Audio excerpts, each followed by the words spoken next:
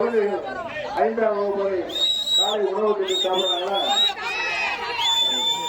இப்ப 5வது வகுப்பு தேர்தல் முடிஞ்சது. 8வது வகுப்பு அனைத்து நம்முடைய குழந்தைகள் அனைவருக்கும் காலை உணவு திட்டம். அந்த பெரியவர்களே தாய்மார்களே அந்த வண்டி போட்ட அந்த வண்டிக்கு வழி விடுங்க. மீடியா வண்டிக்கு வழி விடுங்க. அப்படியே பேசுற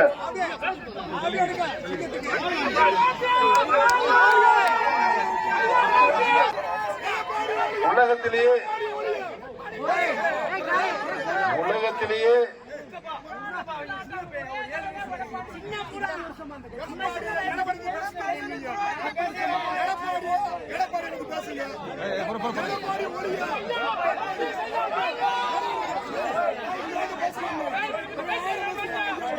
ஒரே ஒண்ணு மட்டும் சொல்லிக்கிறேன்.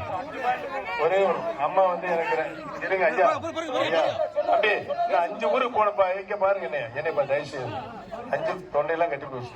நான் 5 ஊருக்கு போனேன்.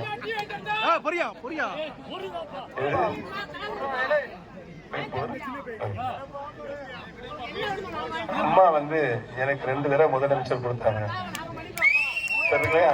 திரும்ப அம்மாவே முதலமைச்சரா வருகிற சூழ்நிலை வந்தனா போய் கொடுத்துட்டு காலில் வந்து வாழ்ந்தேன். 3வது காலமானது பின்னால சென்னம்மா கூப்பிட்டு முதலமைச்சர் இருந்தேன். அவங்களே கூப்பிட்டு திரும்ப கேட்டாங்க, கொடுத்துட்டு வந்துட்டேன். இதுதே உங்களில் ஒருவனாக பிறந்த நான் நன்றியுள்ளவனாக இருப்பேன் என்பதை எடுத்துக்காட்டு. ஆனா எடப்பாடி பழனிசாமி யாரு கொடுத்தது? சின்னம்மா. அவங்கதான் கொடுத்தாங்க. அவங்க பாவம் எந்த ஆம்பளையும் தொட்டிருக்க மாட்டாங்க. இப்படி தொட்டு இவரதே முதலமைச்சர்னு கொடுத்தாங்க. முதலமைச்சர் பதவி கொடுத்த சின்னம்மா என்ன சொன்னா இருந்தாலும் எதையோ பார்த்து எதோ குறைக்க